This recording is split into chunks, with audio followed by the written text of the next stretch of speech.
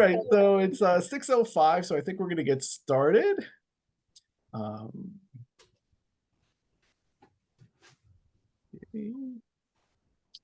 So good evening and welcome to tonight's program entitled The Top 10 Estate Planning Mistakes. My name is David Zucker, and I'm one of the Westchester Community Engagement Managers for the Alzheimer's Association Hudson Valley Chapter. This program is brought to you by the Alzheimer's Association as part of our Region 12 educational series. This evening, we are very lucky to be joined by Moira Laidlaw, one of our amazing community educators, which is one of our volunteer positions at the association, and she happens to be also an esteemed elder law attorney practicing in Westchester County. Moira is a partner at the law firm of Falcon, Rappaport, and Berkman, LLP, practicing out of their Mount Kisco office. Clients have turned to Moira for over 20 years on a broad range of trust and estates planning needs, including wills, trusts, guardianship, probate, estate administration. She also works with clients in matters regarding elder law, special needs planning, Medicaid, long-term care asset protection, small business planning, and high net worth estate tax planning. Additionally, she handles fiduciary litigation concerning trusts, wills, guardianships, conservatorships, and related accountings. Moira has so much valuable information to share, and I'm so thankful and glad that you're here, Moira. I want to give you as much time as possible, but before Moira begins her presentation, I'm just going to briefly discuss some basic concepts regarding Alzheimer's and related dementia, some of the latest facts and figures, and go over the valuable programs and services that the Alzheimer's Association offers. So needless to say, Alzheimer's and related dementia affect many of us in New York State. Its impact on people living with dementia, care partners, and loved ones is immense. Let's begin by taking a look at this brief video that highlights why the work we need to do is so important and needed now more than ever. The video that we're about to see is part of the Alzheimer's Association Alzheimer's Disease Facts and Figures report, which was recently released. It provides an in-depth look at the latest statistics on Alzheimer's disease prevalence, mortality, caregiving, and cost of care.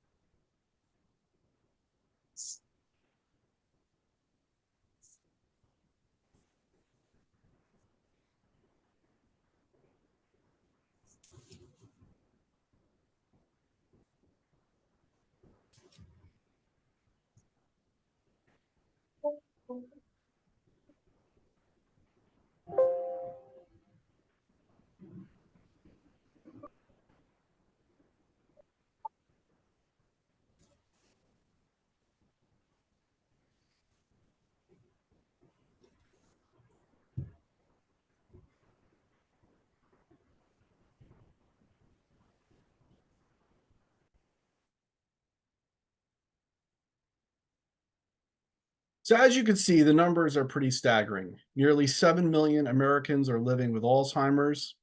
Over 11 million are providing unpaid care for people living with the disease. Alzheimer's is one of the costliest conditions to our society right now. Fortunately, the Alzheimer's Association is leading the way to end Alzheimer's and other forms of dementia around the world and in our community. Before we go any further, I would like to clarify the difference between Alzheimer's and dementia. Although they are related terms, they do have slightly different meanings. And whenever we're out in the community, this is always the most popular question that we get, whether it's at a health fair or really any setting. What's the difference? So dementia is an umbrella term that we use to describe a group of symptoms related to cognitive decline. Symptoms of dementia include difficulty with memory, language, problem solving, and other cognitive skills that affect a person's ability to perform everyday activities. Alzheimer's disease happens to be the most common form of dementia, constituting about 60 to 80% of cases. So that's probably why most people hear about Alzheimer's the most. Some other types of dementia include vascular dementia, Lewy body dementia, which was the form of dementia that Robin Williams had, frontotemporal dementia, which is the type of dementia that Bruce Willis is living with. There are also other conditions like Parkinson's disease that can cause dementia. Some forms of dementia are reversible, which is why we always say go to the doctor because there could be something you could do to reverse the symptoms that you're experiencing. An example of this would be if you had a vitamin deficiency or hormone deficiency, you could possibly be able to reverse the symptoms. Alzheimer's disease is a neurodegenerative disease, brain disease that slowly but progressively kills brain cells. Although the risks of developing this disease increase with age, it's important to note it's not a normal part of the aging process. Typically, people develop the disease after age 65, although some people have early onset Alzheimer's disease, which means they are diagnosed prior to age 65. Now let's explore the major risk factors and see who is at greatest risk for Alzheimer's. The number one greatest risk for Alzheimer's is growing older. As I just mentioned, most people who develop the disease are over age 65. Another risk factor is family history. Those who have a parent, brother, or sister who have Alzheimer's are more likely to develop the disease. Although I should say it does not mean that you are going to get it, it just increases your chances. Head injury. Current science shows that there's a link between trauma and future risk of developing dementia. That's why we always encourage folks to, if they're going to engage in physical activity, wear a helmet, protect yourself. And lastly, and perhaps the most important factor that I'd like to talk about is lifestyle.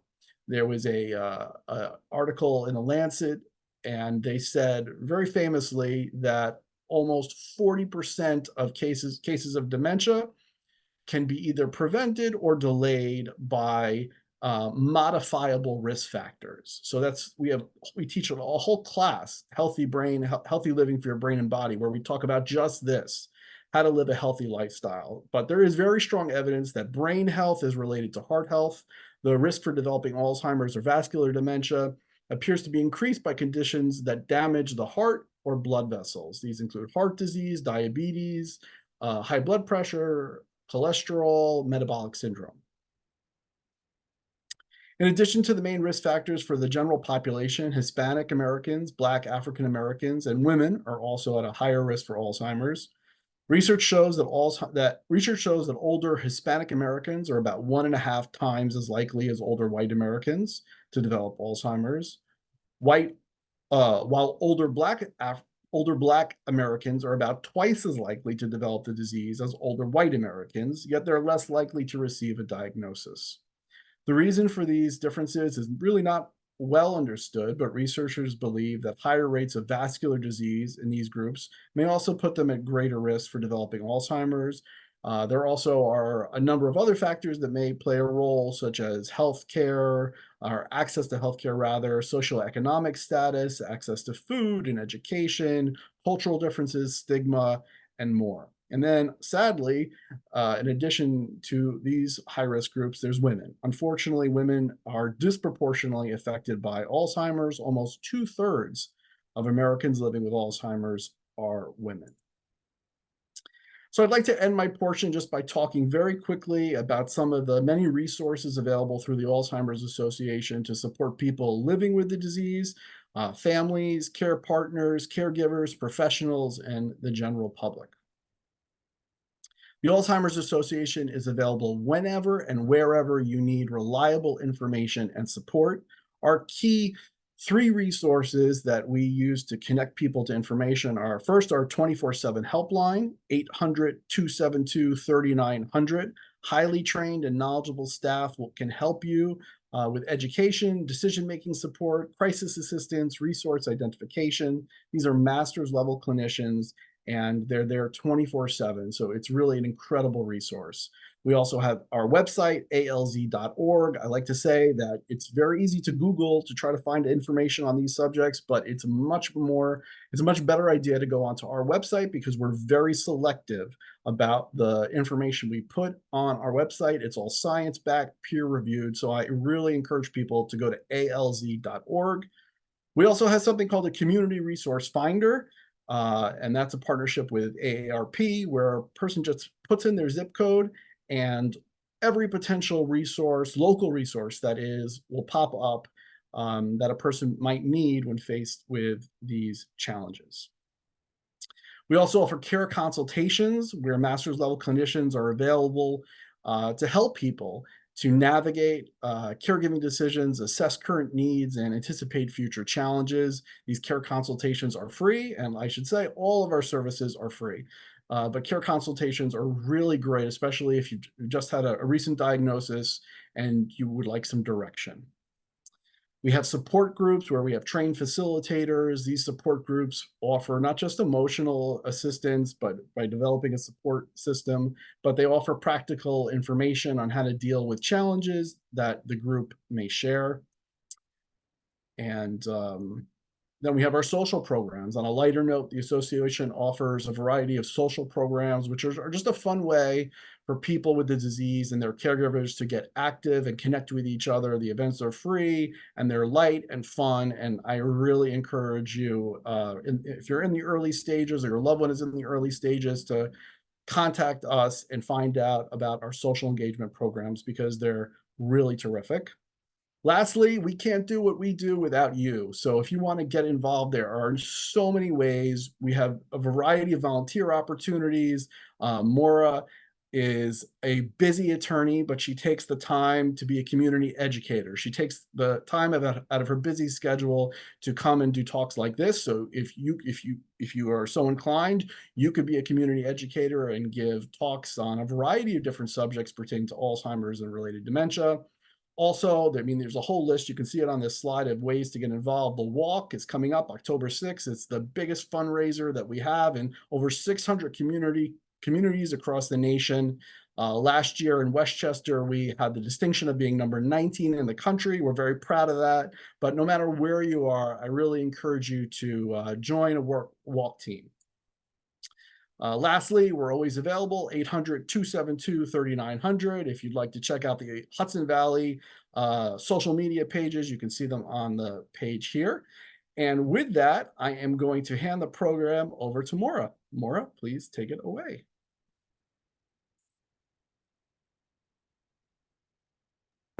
All right, thank you for that introduction and amazing work that the Alzheimer's Association does, but just such a hard situation in general that families can struggle with for themselves or their loved ones. So one of the purposes of tonight's lecture is to really go through some top estate planning issues and identify some common mistakes or misunderstandings that are spread by really very well-meaning people who are usually very trustworthy people in your lives who are trying to help you. They really are.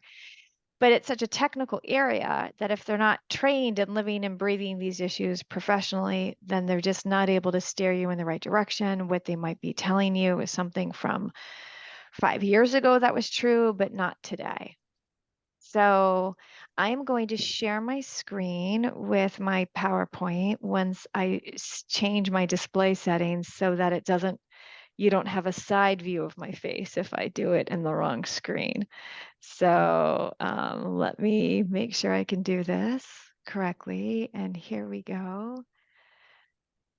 All right. Okay.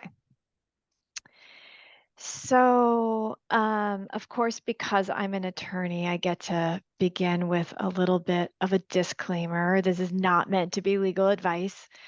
And so just always know that you can reach out to me if you have any follow-on questions. And I also have my partner, Bridget Eichinger, as well, and a few other lawyers on our team who are always willing to talk with clients who may be just in more emergent situations as well. Okay, so there's these misconceptions in estate planning. They are perpetuated by these well-meaning friends and professionals. I think of neighbors, people you might walk with and take their sage advice in a million other ways. Like if they're not sitting on the New York State Bar Association Elder Law and Special Needs Committee, like they might not know exactly what the current Medicaid rules are. Okay, so mistake number one. And it's a really common one. And it's one that my clients in a first meeting will sheepishly, like, will go like this. So, like, oh, I'm so embarrassed, Maura. But not doing any planning at all. Estate planning goes to the bottom of the to-do list. It's not exactly what we look forward to waking up each weekend when we're going through our personal, list of like addressing. So everyone over the age of 18 needs the legal documents set forth on this page and screen here. But the more over 18 we are, the more we need them. And certainly if there are any diagnoses of any kind that could impact cognitive capacity, then it's really important that you get these documents done as soon as possible and then have them behind you. I had a consult yesterday and I was telling the client that my estate planning engagements are our feel-good engagements. Everyone's laughing at the signing, like they're so happy to finally check this off their to-do list. So here are the advanced directives everyone over the age of 18 needs. We all need powers of attorney. Clients ask me all the time, what does durable mean? Durable means it is effective upon signing and continues to be effective once you lose capacity. And that's a really important thing because it's when we lose capacity and that ability to manage our own financial affairs that we need a durable power of attorney. And then people ask me, well, what does a power of attorney cover? And ideally, it should be a massive grant of authority and it covers everything that you do for yourself financially of any kind of nature that is not a healthcare decision. So the only thing that an agent acting under a power of attorney can't do is make a healthcare decision. And otherwise, your agent under the power of attorney can do everything else, and the power of attorney should be drafted in a way that allows your agent to do everything else. Buy and sell a home, open and close a bank account, obtain and sell life insurance, file a tax return. So signing a tax return, signing a contract for care when a person leaves the hospital, like doing anything that is not a healthcare decision has to be expressly set forth in that power of attorney. And I've spent so much time on it so far compared to all these other documents because it's the one that trips up my clients the most. And it's the most costly mistake to make of all of the mistakes I'm going to talk about tonight. Because when even a married couple hasn't properly done this, then the only recourse once a person loses capacity is to go to guardianship court to get authority to manage the financial affairs of a loved one. And that is what I try to keep everyone out of because I've done so much guardianship court work in my practice. I know what a hard venue that is when life is already hard enough because of the healthcare issues. And that's why we always say planners win, because the people who do these documents ahead of time are saved that guardianship court proceeding nearly every time. There are limited exceptions. So the power of attorney homework I always give people in these lectures is after tonight's lecture, open up your estate planning folder. Make sure that there's a power of attorney in it. Once you secure the power of attorney within your estate planning folder, make sure it's not 2 pages. If it's a 2-page document, it's not a full enough grant of authority. And so as we age, it's really important that our powers of attorney are as powerful as they can be with all the authority that they give to your agent, because that's what keeps you out of guardianship court. Okay, now you'll notice the power of attorney ends upon death, and that's where the will comes into play. Now, wills are not automatically effective when a person passes away. There's this void in authority. The power of attorney ends automatically when the person passes away. But the will is a piece of paper until a court declares it to be a valid last will and testament. So a will says who your executor is, says who your beneficiaries are of your remaining assets on death.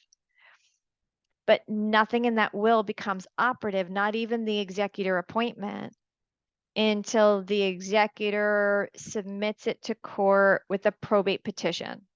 So getting the will declared valid is a necessary step in every estate.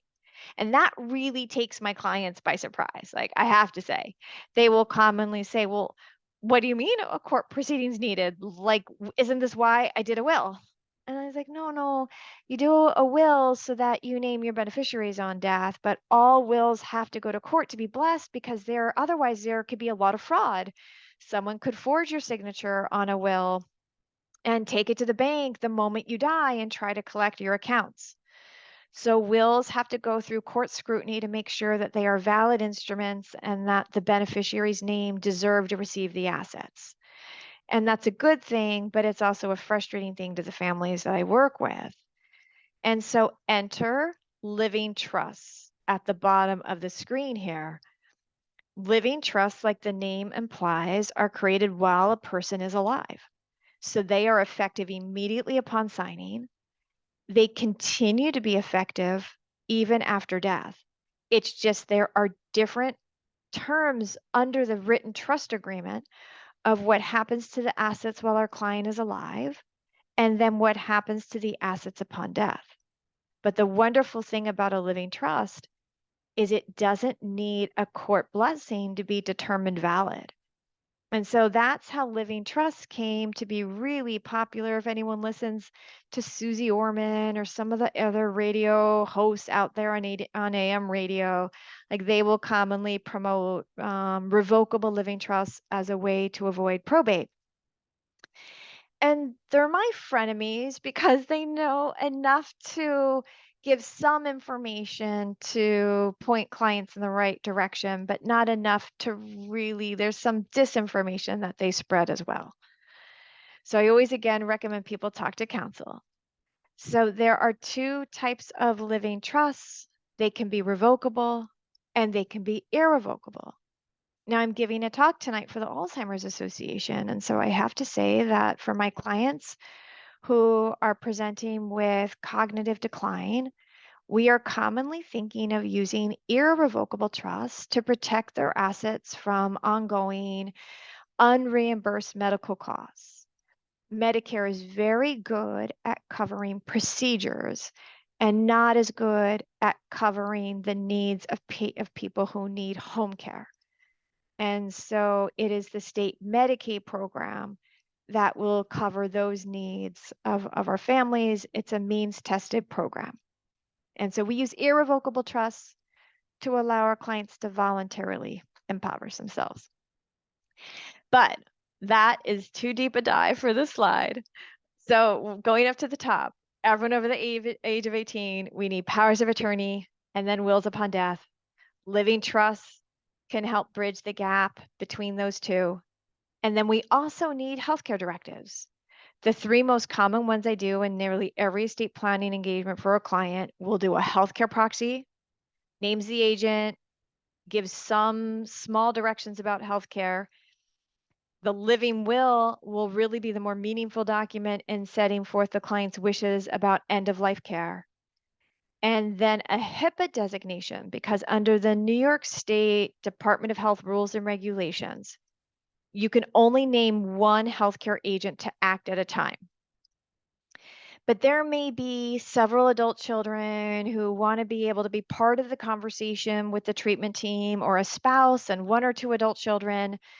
So we'll do a separate standalone HIPAA designation that names multiple people in the family who are allowed to be part of the conversation with the treatment team. When my parents were sick, I remember very clearly the rounding at the hospital at 6:45 a.m.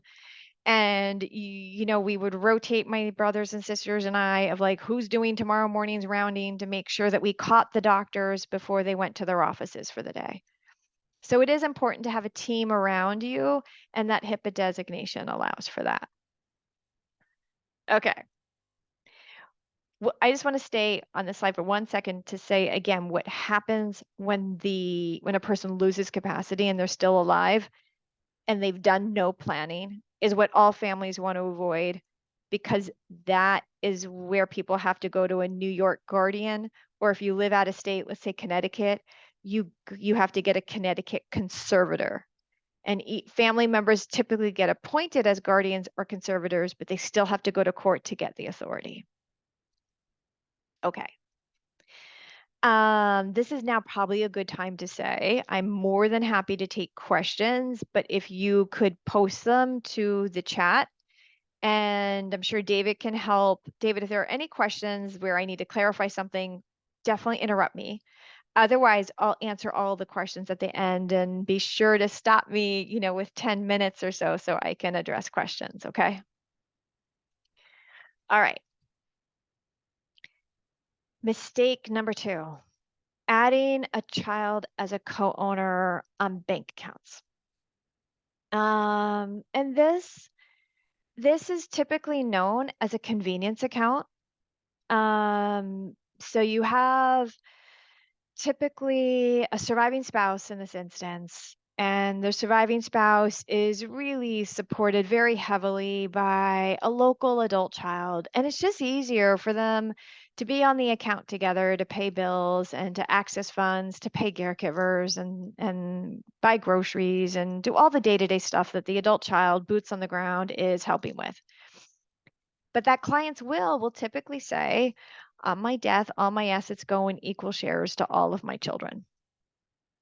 So when you put just one adult child on your bank account, as long as it's a de minimis amount, and by de minimis, I've been more flexible in increasing this dollar amount over the years, but let's say it's 15,000 or less, because 15,000 is roughly what a funeral can cost.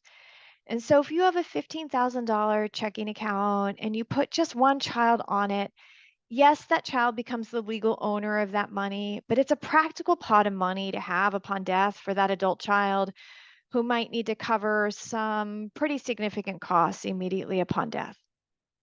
But let's say at the same bank, you also have CDs in the range of 100,000 to 250,000. And those CDs mature at some point and roll over into this same quote unquote convenience account. Then you go from having one bank account with 15,000 into it to one bank account with maybe 300,000 in it, with all these CDs that have matured over the years. And then that adult child inherits that account and they're the sole owner of it on your death. They've also been the local child helping you and done so much for mom or dad. And then begins a sibling discussion of, you're going to share that account, right? And I would say 95% of my clients, it's not an issue when the adult child who received the 300 uses it to pay estate admin expenses and then does share whatever's remaining with his or her siblings. But other times not.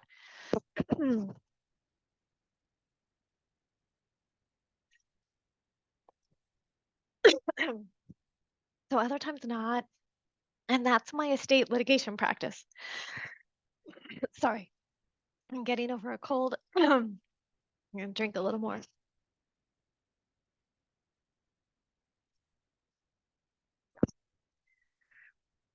I have a dear friend who's a pulmonologist, and I happened to see him on Saturday. And I said to him, I have this horrible cough. It's been at least 2 weeks, and I've been on antibiotics, and it hasn't gone away. What do I need to do? And he sassily said, wait another 2 weeks. I was very annoyed with that response. I wanted him to have some magic bullet for me. Okay, so enough said about convenience accounts. Just know there are some dangers when you name an adult child on, especially if there are any pre-existing issues between or among your children. Much cleaner to put a power of attorney authority on that account instead of a co-ownership. And then have the account transferable upon death if you're trying to avoid probate on the account to all of your children. So there's definitely workarounds with these accounts, but just need to keep an eye on them. Okay. There are many assets in an estate that are not going to be controlled by your will.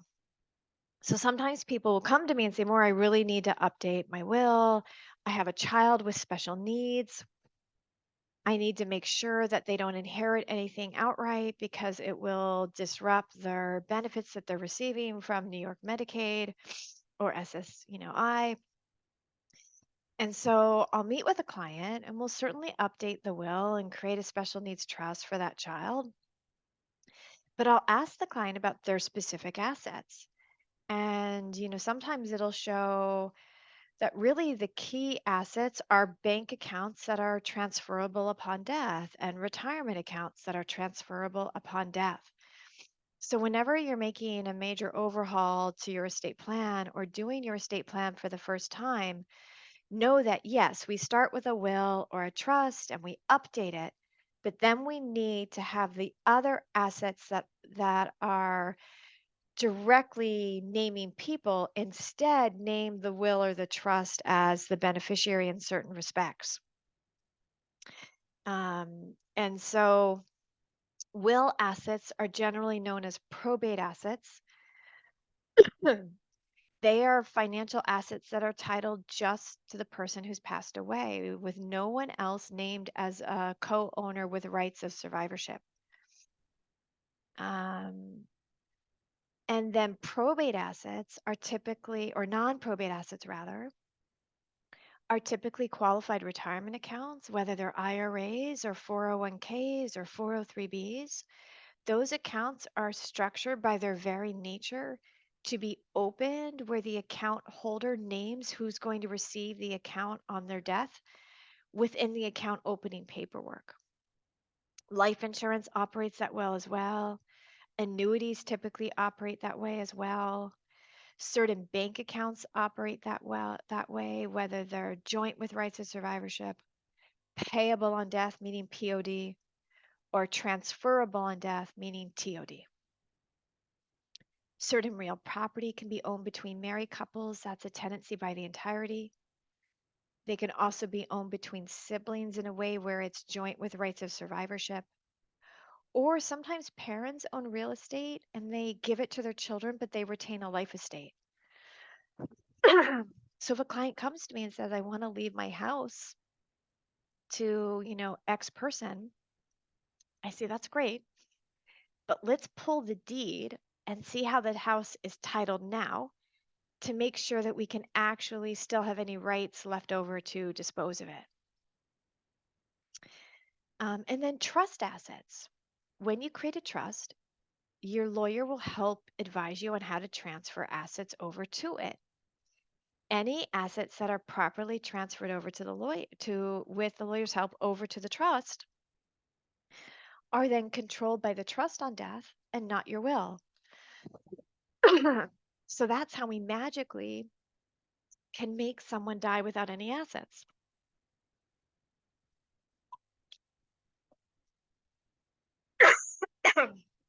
I'm so sorry for the coughing attack. I'm going to go on mute for one moment. Hold on.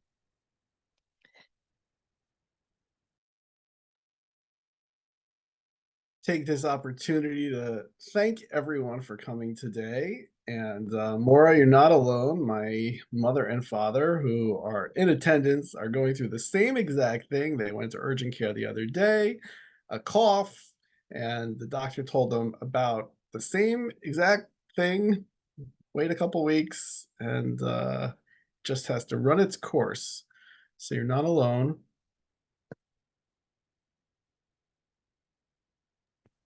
Oh, thank you for that filler. And that makes me feel much better to know. Misery does love company. And I do understand there's like a spring crud going around. So, Yes, absolutely. all right. So that is the end of kind of what makes up a probate estate and how do we avoid a probate estate by creating a list of assets that fall within these non-probate assets.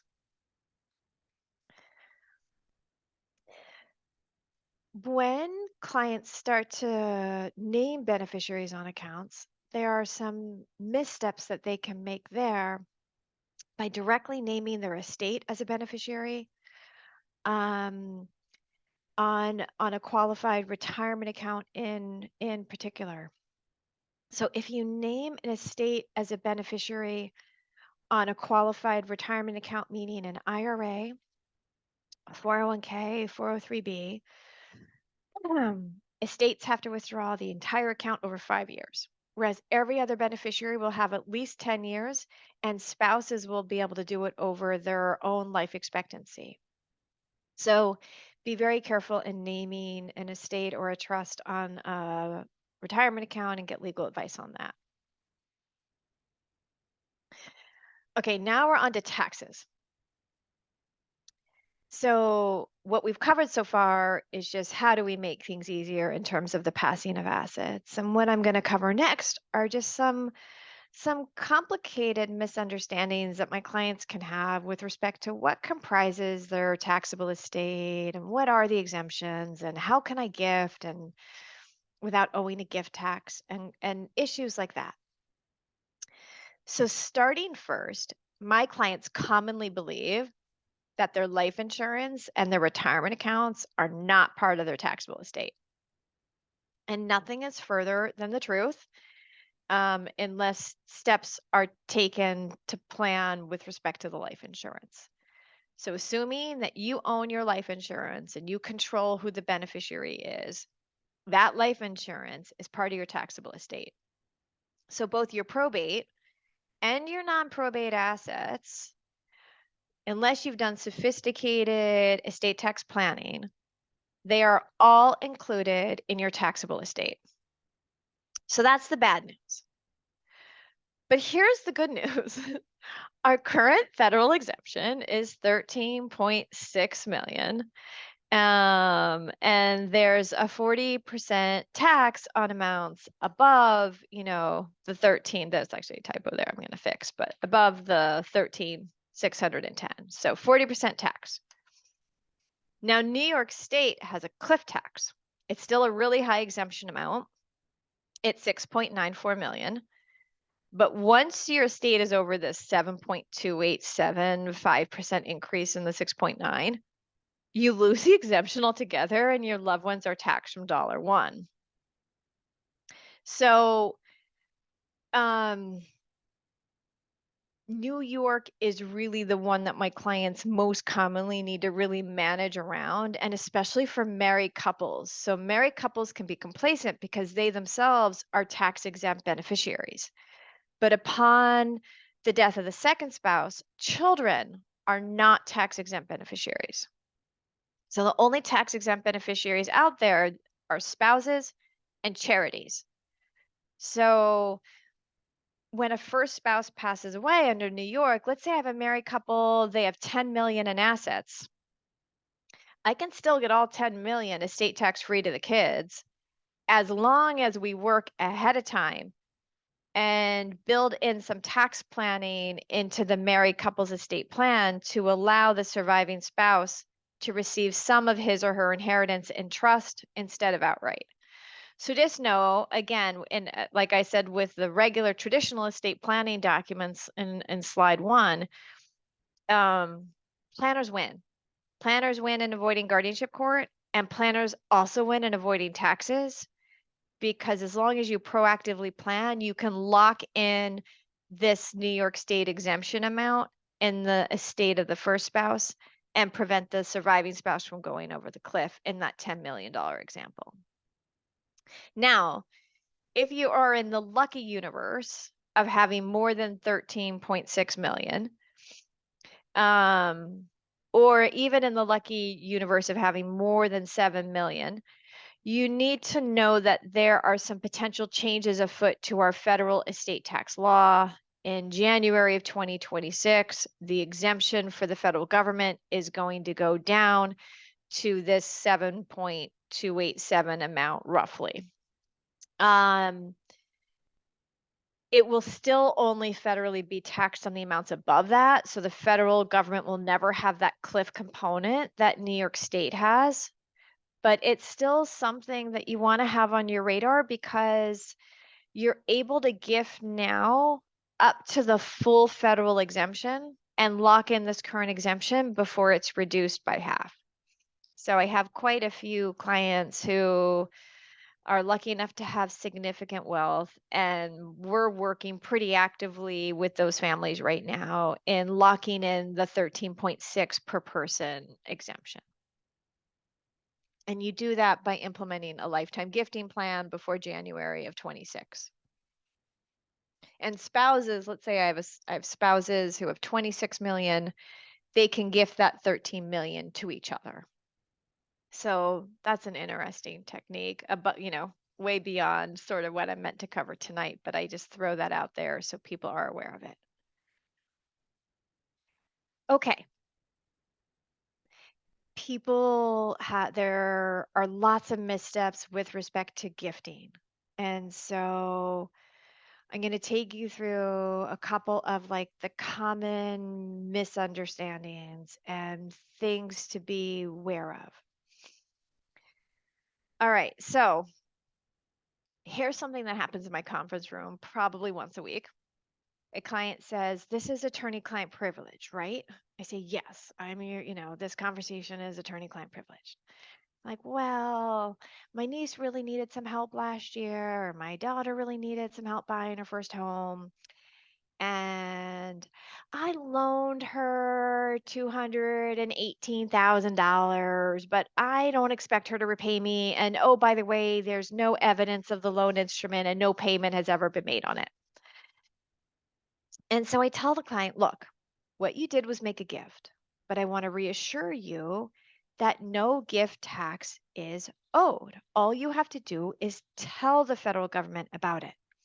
And that's because when you gift over the annual exclusion amount, which is presently $18,000 per person per year, you've made a taxable gift that reduces your estate tax credit on death. So instead of when you pass away having a $13.6 million credit, you have a $13.4 million credit. So it's just a gift tax return you file. It's a form you file with your annual income tax return in the year following the gift. And so in this example, I have Mrs. Smith giving a niece 218 grand. The niece is very lucky.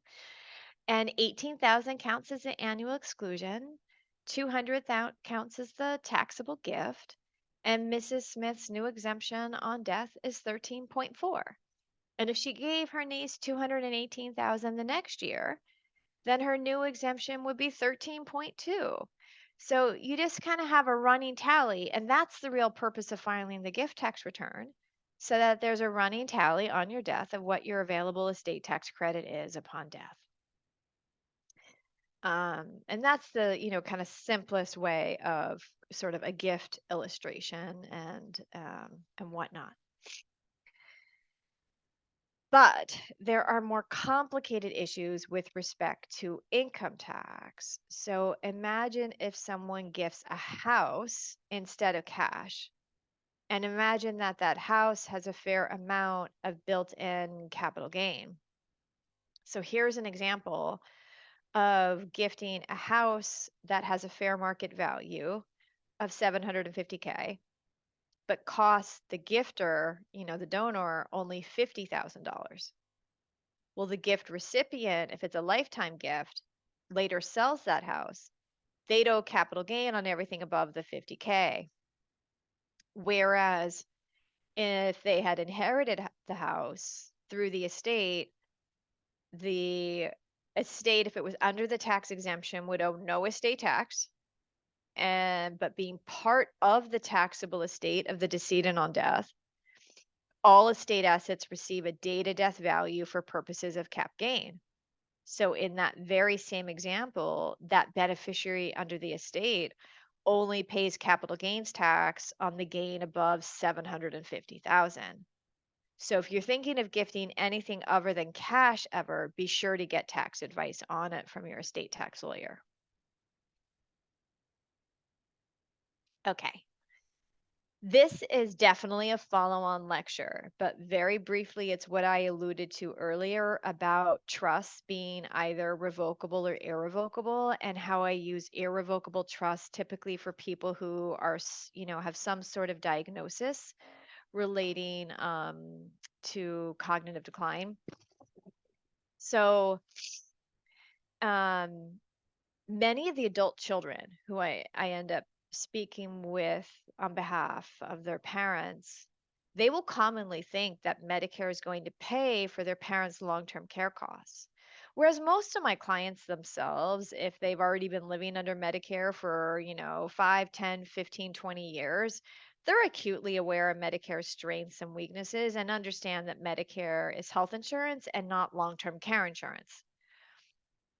So it's Medicaid that is the government program, which will cover long-term care costs. And people can also privately insure or self-insure. They privately insure by securing long-term care policies. Those policies, though, are getting more and more expensive to obtain and harder to obtain. Many of my clients aren't approved through the more invasive underwriting process that these insurance companies now put them through. So definitely get some elder advice at some point. Like my feeling in general in New York is everyone over the age of 65 should own their home in an irrevocable trust because although Medicaid will say that the home is exempt in determining your eligibility, they don't tell you that they put a lien against your home and they get repaid from the estate when a person passes away. So definitely get advice from an elder, like a trained elder law attorney about Medicaid. Part of why David went through my credentials at the beginning, in the detail he did is like, I always say, you don't have to work with me. I'm always happy to do the lectures for the Alzheimer's Association, but make sure to work with someone who lives and breathes trust and estates, Medicaid, and taxes.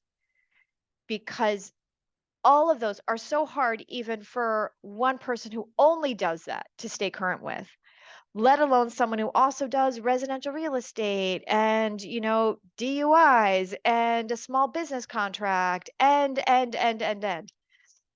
So as you're looking for counsel in this area, it's a really important thing to get right away. And so just make sure that you work with someone who concentrates in this area. Okay. So Medicaid eligibility does require you to be poor. Our courts allow us to voluntarily impoverish ourselves.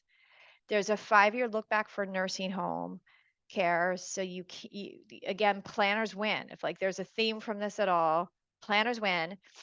Definitely try to do planning early. But even if you know anyone who's kind of like just completely taken, suddenly ill and suddenly needs to qualify for Medicaid, we still have planning tools. They don't always allow us to protect 100% of the assets, but typically 50. All right, David, am I getting the hook? No, no. Sandy just said, did you say over 65 to put a house in living trust or irrevocable trust? An irrevocable trust. I mean, look, unless you have, 10 million plus in assets, then, fine. But if you're sort of middle to upper middle class, it takes so much in assets to privately pay for long-term care. Imagine a drain on your investment account of $700 a day.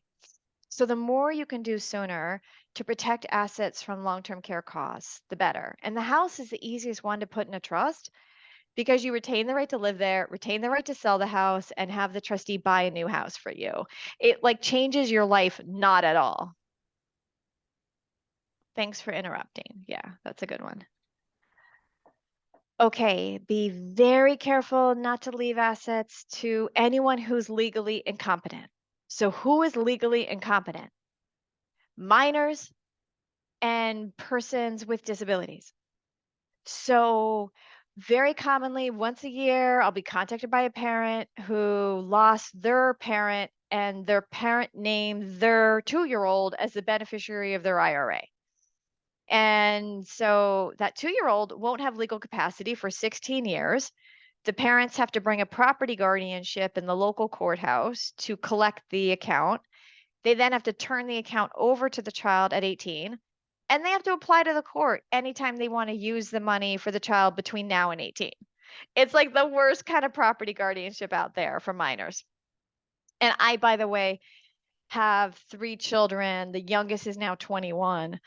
But I can tell you the last thing I would be wanting to do is turn over money at 18 to any child. Like if 50 is the new 40, which I like to tell myself, I think like 25 can be the new 15.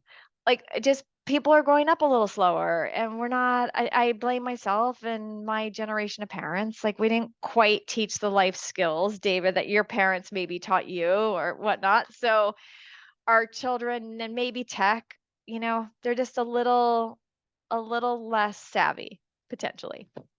So when you're doing beneficiary forms, get counsel, but certainly get counsel when it comes to wanting to leave assets to minors or to any beneficiaries with special needs. Many, many lawyers out there will help a client create sophisticated trust instruments, but not do the extra distance of helping them actually utilize it. So another mistake can be creating a trust, but then never actually transferring anything to it. So every trust, the last page of it, typically has Schedule A. And Schedule A is like a check register. Schedule A is what was transferred to the trust. But putting something on Schedule A does not actually transfer it to the trust. So a deed gets transferred to the trust by doing, or a house rather, gets transferred to the trust by creating a new deed and transferring the house to the trustee of the trust. And a bank account gets in a trust by going to the bank and transferring the account to the trustee of the trust. So a fair amount of times when I'm working with clients and they come to us with historic trusts and we pull the deeds and we ask for statements, we still see the assets owned individually by our client. So just be really careful of this kind of trap for the unwary. Okay, I'm gonna fast forward through some of this. All right. Mistake number 10 is what I call I love you wills between spouses. They are a great expression of love, but terrible tax planning. And that relates to that New York exemption where I said that you need to lock in the exemption on the death of the first spouse in New York State or you lose it altogether. So for clients over 7 million, really important for us to have trusts embedded within wills. So we say, okay, everything to the spouse, we still love you, everything to the spouse, except that which the spouse decides instead to point to a trust for their benefit instead. But you got to do that proactively.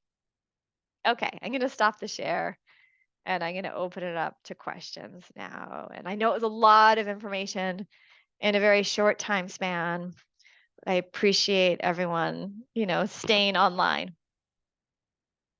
Thank you so much, Maura. That was phenomenal and a little overwhelming.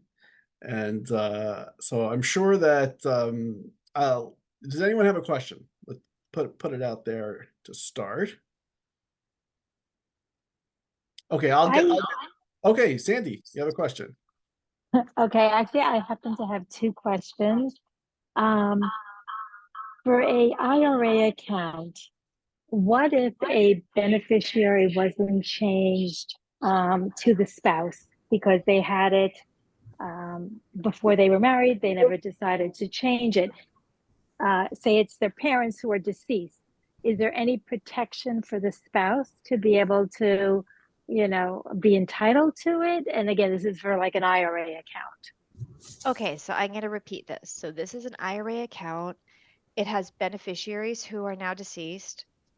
Well, there's a And chance that they could be. I'm assuming it's very possible that they would be. So that's kind of like the worst case scenario. If it's not the spouse and it's the parents that are deceased because they never changed it. okay, well, so let me start with an easier example, okay? Let's Sure. say someone is single and they've named a sibling as a beneficiary on their IRA and they meet someone, they wed, but they forget to go back to that retirement account custodian and change the beneficiary over to put the new person, the new spouse in their life. Right. Right. So there's lots of different factors here, but in general, that is going to still be payable to the person who was named and not the spouse. Now, Mm-hmm. an exception to that is unless the spouse who survived waived this particular right in a marital or premarital agreement, every spouse under New York law has a right to elect to receive 1/3 of the value of the predeceased spouse's estate. It's called a right of election for a spouse. And Okay. so let's say that that retirement account has $1 million in it, and it's the only asset of the spouse. Then the surviving spouse can elect to receive $333,000 of that retirement account, even though they're not named as a beneficiary. That was a hard question, but so it does highlight how much I talked about designated beneficiaries in this talk. Like, designated beneficiaries are an integral part of your estate plan. And when you do a will review, your will review has to encompass beneficiary designation reviews as well. Right, right, right. Okay. I also have one other question, and again, because like I had a, with my sister's recent spouse passing and all, and they never actually talked about, you know, Sandy, I Sandy, think you're you're on mute. mute. You have to unmute.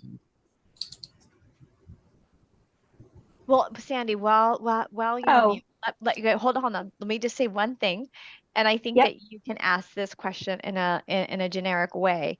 But if everyone could be as discreet as possible in asking questions and not make it relate to a particular person or a Oh, particular okay. Yeah. exact asset. This again is not legal advice, and it's also not attorney-client privilege, and it's being recorded. And so just with Oh, those yeah. conditions in mind, I just want to Yeah. make sure that we value everyone's privacy. Okay. Yeah. Thank you. So the other question I was going to ask is, what if, that you don't really have many assets than, say an IRA or bank accounts that are jointly held or a real estate that's jointly held, and there's really nothing else. You still have to file, like a state tax, tax, and there's no will either. Do you still have to file, like, I guess, get an estate attorney, or still have to file estate taxes when, like, That say, if that bank that's a accounts are great joint? question. It really varies from jurisdiction to jurisdiction. So in New York State, so I'm licensed in New York, New Jersey, and Connecticut. But because our our office is, we have a few offices in downstate New York, but one of our main offices is on the border in Westchester County to Fairfield County. So we have a fair number of Connecticut estates as well as New York estate work that we do at our firm. So in Connecticut, you have to file a no tax return. It's called an NT for no tax. And so Connecticut does not trust you that you're going to file if you owe. So they want to see in every estate a tax return, and they want to know the assets and know that an estate tax is owed. Whereas in New York, you only have to file an estate tax return if you are over the amount. Now, I have had some estates in my practice and over the years where the New York State Department of Taxation and Finance thinks that my client might have owed a tax return. So occasionally I'll be invited to file a tax return for a client because New York thinks the client went over, and then we think the client didn't go over. So then we file a tax return to prove that they didn't go over. But in any estate that is in New York State and the exemption amount is under the 7 million under New York, or the assets are under 7 million, they don't have to file.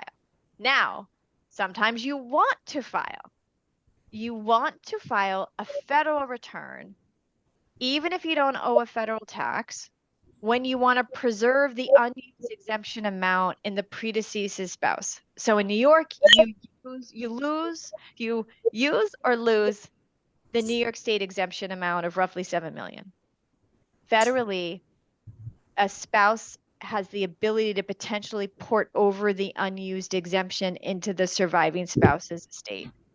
And so that's why, Sandy, you're asking questions that are like not so easy, like to answer, because it just shows you why you people need to get some legal advice, even if the legal advice is everything's okay, you don't need to do anything. But what we should probably turn to now is your own estate planning, because we should make sure that your own estate plan is current from here, which is the most Oh, Yeah. that I do with surviving spouses is work on the surviving spouse's estate plan first before we even tackle any of the estate issues.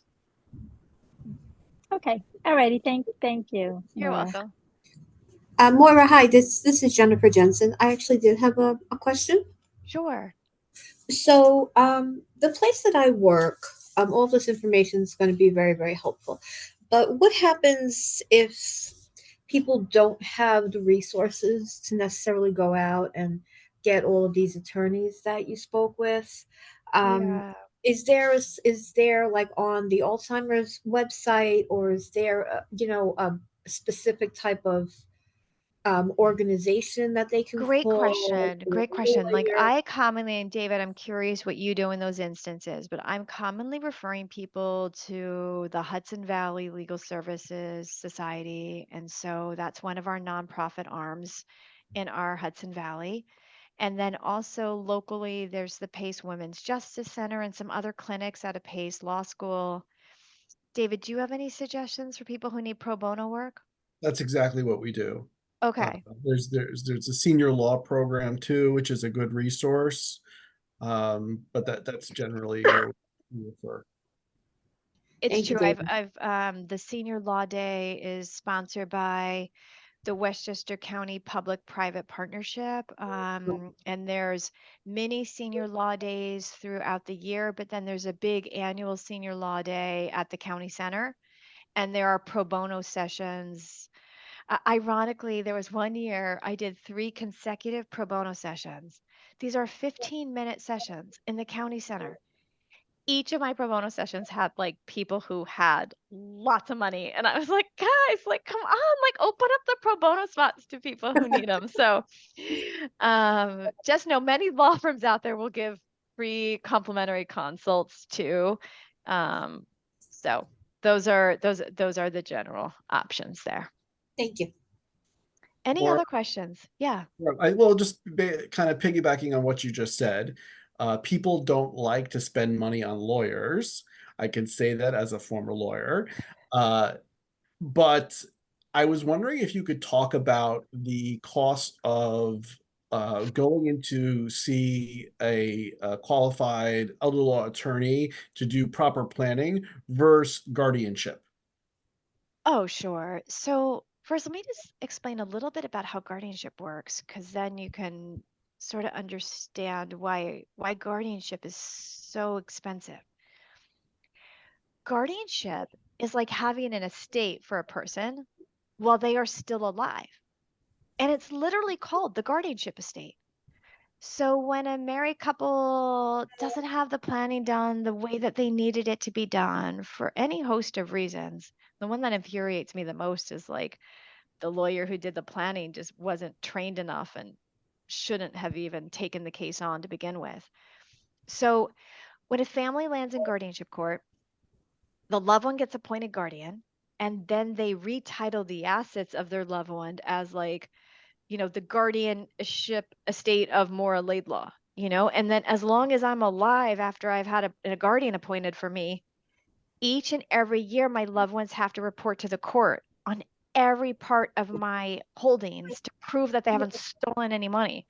And they have to literally tie the numbers by the penny, even if finding that last penny costs like a ton of time and money with lawyers to tie the numbers so that they equal each other. And so it's just a very expensive thing to comply with the guardianship authority once you get it. And then to get it, you have to have a trial. Even like I did a trial for a guardian. The couple had been married 55 years. Okay. We had to have a guardianship trial, prove the spouse to be incapacitated, prove that my client was the right person to be the guardian, because it is considered a major deprivation of your civil liberties to have a guardian appointed. And so every guardianship is a trial, and nothing can settle the way other trials settle because the person doesn't have capacity. And so at heart, you need a guardian when someone doesn't have capacity. And if they don't have capacity, then they can't settle and cooperate.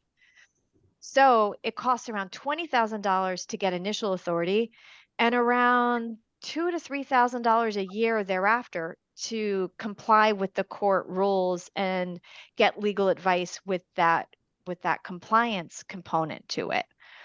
Whereas, so I often tell people to budget 50,000 from start to finish for a guardianship estate, because then when a person dies, you have to close out the guardianship estate in Supreme Court before you can even open the probate estate in surrogates court. Like, it's a nightmare. Okay.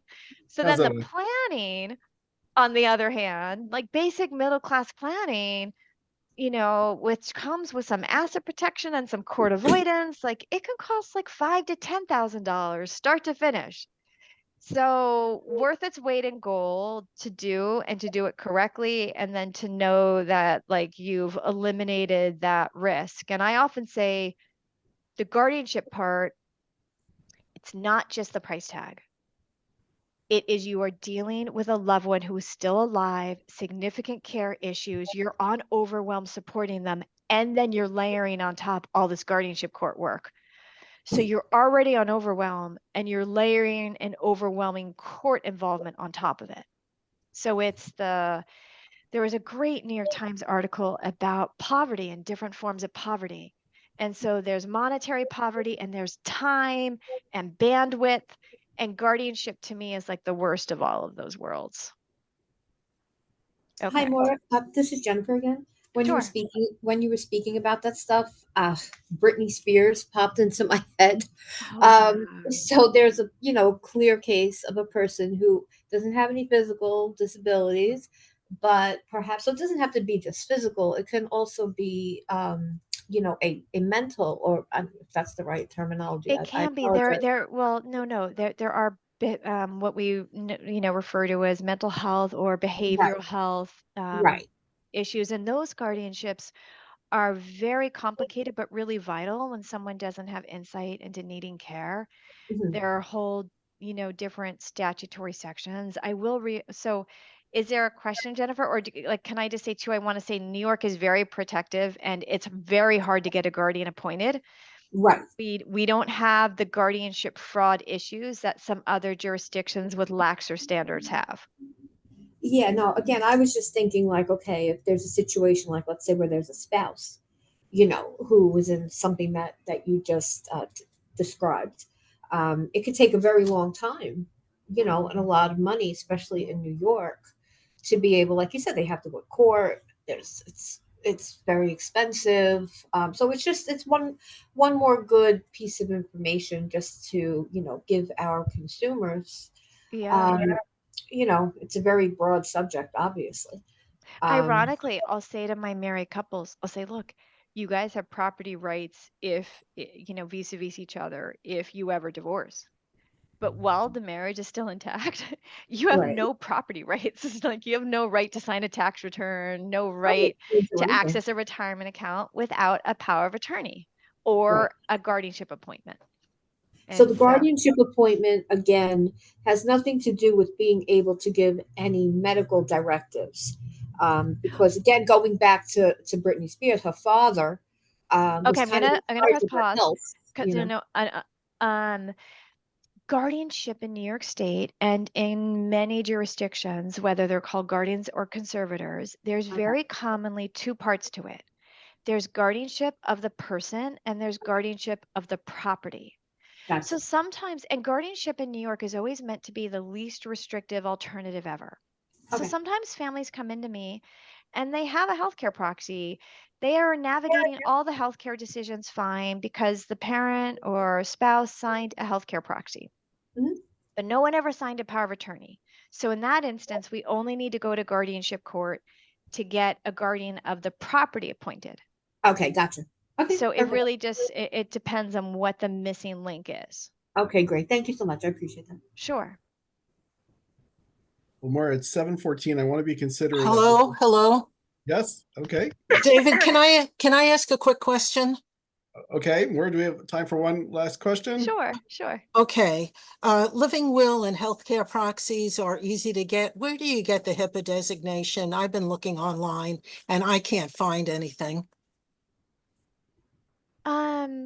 Well, here's generally That's a symptom of something else. So when my clients come to me and they want my help with the will, but they're like, "Oh, I downloaded the forms online for the healthcare proxy." I'm like, "Oh, we're going to move you into all of our work product because again, not all online forms are created equal. Of There course. are some. So just know I could sort of tolerate it in the healthcare arena. I don't know where to download a HIPAA form because I just have my own home developed kind of HIPAA form. But if you Okay. want, David, you can nudge me to this. I'll send you my HIPAA form. Like I don't have a problem with that.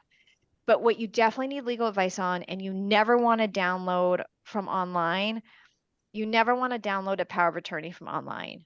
Like I've had enough invalid online POAs that have needed guardianship court. I don't just always do a power of attorney, a will, and a trust with a lawyer. One day AI will get there and the legal Zoom will have the best AI ever, and clients will know how to answer the questions that they're asking, where I can then focus on the harder, less technical compliance work. But it's not there yet in terms of online services, in my view and experience. Yeah. Okay, but organizations like Compassion and Choices or Yeah. there's another one, I forget the name. They have forms that I Yes. And then think you are, just want to make sure whatever organization you use is New York specific or specific to whatever state you're residents of, because these Mhm. laws do vary pretty significantly from state to state, even in terms of how they need to be signed or witnessed or notarized. Okay, thank you. Sure. Well, thank you so much, Maura. You've provided so much information that is so valuable, and I can't think of how much money you've probably saved everybody here. No. Because a lot of it's true. No, it's true. A lot of people can be penny wise and dollar foolish. And I think that the examples that you've given kind of demonstrate that.